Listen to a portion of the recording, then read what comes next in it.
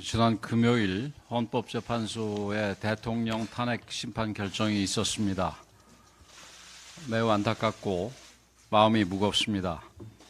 집권 여당의 책임을 다하지 못하고 엄중한 사태를 불러온 것에 책임을 통감하며 국민 여러분께 송구스럽게 생각합니다. 헌법재판소의 결정은 났지만 여전히 국민 여론은 크게 갈라져 있습니다.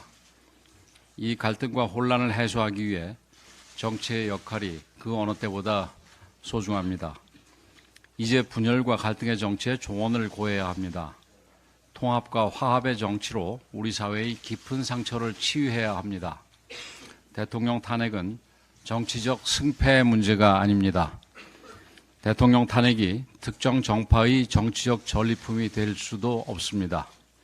이러한 사태를 불러온 데 대해 정치권 모두가 스스로를 돌아보면서 분열과 갈등을 치유하는 데 모든 힘을 쏟아야 합니다. 이번 탄핵 사태는 무한정쟁과 극단적 대립 속에 우리 정치가 얼마나 병들어 있는지를 단적으로 보여주고 있습니다. 헌법재판소는 대통령 파면을 결정하면서도 국회는 당파의 이익이 아닌 국민 전체의 이익을 위해야 한다. 소수 의견을 존중하고 대화 타협을 통해 결론을 도출해야 한다고 하여 국회의 입법권 남용과 거대 야당의 전횡을 분명하게 지적했습니다. 야당의 줄탄핵 발의에 대해서도 국정의 혼란과 국가 주요 기능의 저하로 이어질 수 있다고 하며 제도 개선의 필요성을 제시했습니다. 입법 폭주, 공직자의 줄탄핵, 예산 폭거, 방탄 법안 등 이재명과 민주당의 의회 독재에 무거운 경고를 내린 것입니다. 그럼에도 민주당은 반성 없는 폭주를 멈추지 않고 있습니다. 혼란을 하루빨리 수습할 생각은 하지 않고 여전히 정치 공세와 정부 무력화에만 열을 올리고 있습니다. 입으로는 헌정질서 회복을 외치지만 실제로는 분열 정치를 연장하여 나라와 국민이 어떻게 되든 자신들의 정치적 이익을 챙기려는 것입니다. 민주당은 대통령 탄핵이 이재명과 민주당의 면죄부가 아님을 깨달아야 합니다. 이 모든 사태를 불러온 기저에는 이재명 방탄이라는 불순한 동기가 있음을 이미 많은 국민들께서 알고 계십니다. 더 나아가 국민들은 수많은 사법 리스크를 안고 있는 야당 대표가 대선을 준비하고 있다는 사실에 불안감을 감추지 못하고 있습니다. 이재명 대표는 위증교사, 선거법 위반, 대장동, 백현동 게이트와 같은 개인 비리는 물론 국제법적 리스크가 될 수가 있는 대북 불법 송금 사건까지 8개 사건 12개의 혐의로 재판을 받고 있습니다. 이런 정치인이 대통령이 된다면 범죄를 저질러서라도 이기면 된다로 대한민국 윤리 도덕 교과서를 고쳤어야 할 판입니다. 우리 외교 안보에 치명적인 위협이 발생할 수도 있습니다. 다시 한번 분명히 밝힙니다. 헌법 제84조의 대통령 불소추 특권은 대통령 직무수행을 보호하는 조항이지 임기 이전의 범죄까지 덮어주는 면죄부가 아닙니다. 지금 대한민국은 자유민주주의 헌정질서를 지키느냐 못 지키느냐 하는 정치적 시험대에 올라 있습니다.